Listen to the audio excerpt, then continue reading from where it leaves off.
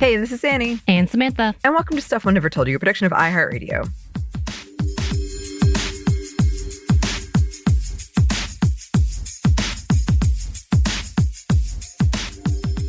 And today, for feminists around the world, we are jumping in with a young activist who has been dedicating her life to climate activism for almost half her life. And I say this as she's like 22. So already so full into it. And she's involving a lot of other young activists as well, coming together for the cause. And we are actually talking about Xiye Bastida.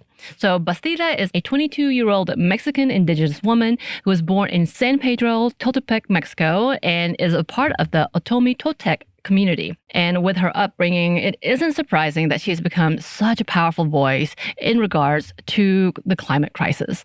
So her parents have been a part of the environmental activism as well and have taught her all of these values with their own works and obviously in their everyday life. So in an Elle magazine article, they talk a bit about her parents' future plans, about how a devastating flood helped cultivate Bastida's future. They write, her parents, longtime environmental activists, had lined up year-long appointments at New York City's Center for Earth Ethics. But the day before their flight, rainfall flooded their drought-weary town, including spillover from heavily polluted lagoons and rivers. On my last day, I was with my best friend, Bastida says. We were driving her to meet her mom, but we couldn't get out because all of downtown was flooded. Eventually, they escaped, but the experience stayed with her. I remember the pain of leaving without knowing what happened. It's a town of 10,000 people with little to no government assistance, she explains. And though the town has since recovered, the incident left a lasting impression, along with her own family's deep love and ties to the environment. In a Levi's campaign, she explains some of her philosophies that were influenced by her family. She says, quote, "As my grandma told me, leave everything better than you found it." And that's something that could be applied to anything, to a room when you visit someone's house, but that also applies to our world. My dad also taught me that when we think about our actions, we have to think about the past 7 generations to learn from their wisdom and the future 7 generations to think about their stability. Along with that, I am always reminded about a very important Indigenous saying, which is, we don't inherit the land from our ancestors, we borrow it from our children. Right. With that, she has also grown to understand as much as it is environmental protection, but this type of work is also about gender equity and protection. In an interview with the podcast Time Sensitive, she says, well, for me, some of the statistics say, for example, in countries where there's drought, women are at higher risk for being violated because they have to walk further to get water.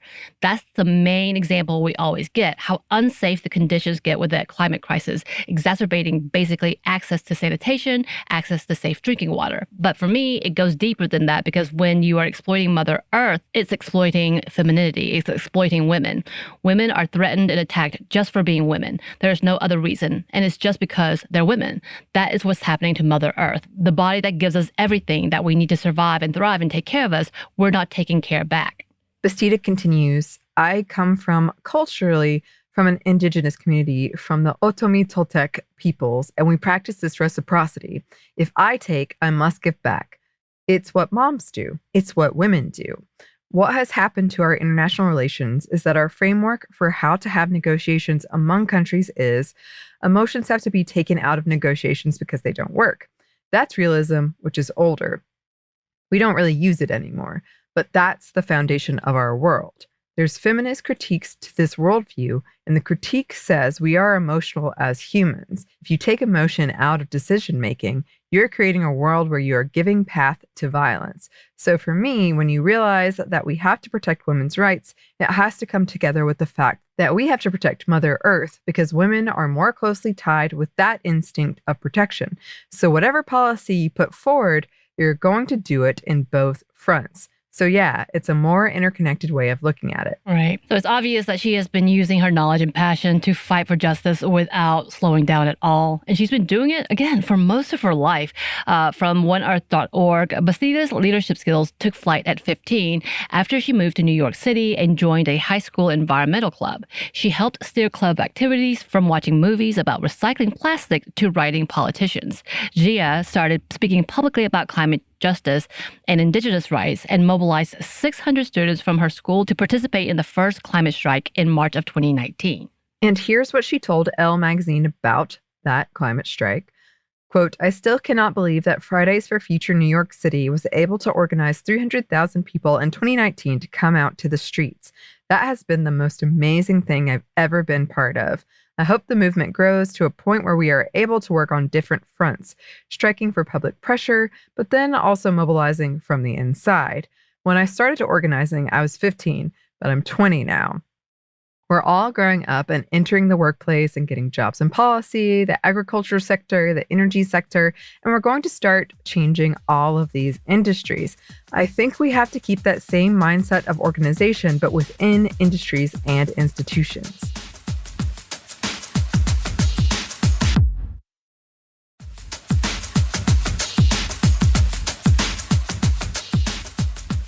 And she's not only a part of these types of movements, but she's been facilitating and leading many of them. Again, from oneearth.org. Bastida is one of the lead organizers of Fridays for Future Youth Climate Strike movement, organizes climate strikes, and speaks about climate justice issues in town halls. She sits on an administration committee of the People's Climate Movement, where she brings the voice of her generation that understands the climate crisis is getting worse every day, but chooses hope and action over despair. Bastida is stubbornly optimistic that we will all find a way to come together to protect the Earth's resources for the mutual benefit of all. And that term, stubbornly optimistic, is something she ascribes to in her activism. Here's some more from that podcast interview from Time Sensitive. Quote, stubborn optimism was a term coined by Christiana Figueres, who is one of the architects of the Paris Agreement, meaning that she basically convinced all of the countries to sign the Paris Agreement, which I don't know how she did that. But it's that passion that she has to make this planet a better place, and stubborn optimism really means to not give up. I can tell you that I will never give up because there's always something to fight for. Optimism, it's not like, for me, some people say optimism is binding you to what realism or like the reality of things. It's not that I don't know the reality of things. It's because I know the reality of things that I know how urgent change is. That is what I hope more people embrace. The fact that our reality is telling us that naiveness is actually not doing anything. That naiveness is actually ignoring it. Naiveness is thinking that the problem will go away without doing anything about it. Optimism is about believing in ourselves and knowing that the things that we do all matter to build this better world. Right. And in that interview, she goes to speak of having hope that things can change and wanting to move forward with that type of attitude instead of an attitude of fear, saying, imagine what the world can look like if a lot of hopeful, optimistic, open-minded people are building it. You see, it's a different world. So that's why I have this principle, because I want this good energy to be reflected out there. And if y'all have time, you should go listen to it. I think it's like an hour, a little over an hour long interview. They have an amazing conversation, the host and she, about what they see for the future and what she really, really wants throughout her activism and through her advocacy, as well as the fact that I did also want to mention that when that climate strike happened, her own school, she was able to get 600 people, but then they all came together with other schools and it grew to be hundreds of thousands of people. Yeah. Yeah. And in her Elle interview, she spoke about what continues to inspire her. Quote, somebody said this to me once, and it's so obvious, but it really did fill me with so much purpose. If we want to see the future, we just have to look at the decisions we make today. It's simple cause and effect, but it showed me that every single thing I do is going to impact what the future is going to look like. Everything we do collectively is a little window into the future. So what inspires me is seeing that future, looking out that window. And of course, she spoke on what she hopes her biggest impact will be in that interview. And she said, quote, I want to be a role model for young women and girls who want to change the world. If my parents hadn't told me they supported me in doing anything I wanted to do with my life, I don't think I would be in the position where I am today. If we want to inspire people, we need to tell them that we believe in them. That does not happen nearly enough with young girls. And I want to be an example that it's possible to choose a path in life that is for the betterment of the world.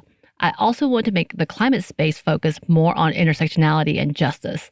In the past, the climate movement focused on protecting parks or areas that cage nature. We can't keep separating ourselves from nature. We need to protect frontline communities from pollution. Yeah, so of course, she has already gotten a lot of recognition for her work, including being named in Time Magazine's Time 100 in 2023, awarded the Spirit of the UN Award in 2018, and has also been featured in 2 different documentaries that we may need to put on our list. And I have no doubt we will be seeing and hearing from her and her work in the future. Yes, absolutely. Well, as always, listeners, if you have any thoughts about this, any suggestions for people we should highlight, please let us know. You can email us at stephanieandmomstuff@iheartmedia.com. You can find us on Twitter at momstuffpodcast or on Instagram and TikTok at Stuff I Never Told You. We have a TeePublic store. We're on YouTube. We have a book you can get wherever you get your books. Thanks as always to our super producer, Christina, our executive producer, Maya, and our contributor, Joey. Thank you. And thanks to you for listening. Stuff I Never Told You is a production by iHeartRadio. For more podcasts from iHeartRadio, you can check out the iHeartRadio app, Apple Podcasts, or wherever you listen to your favorite shows.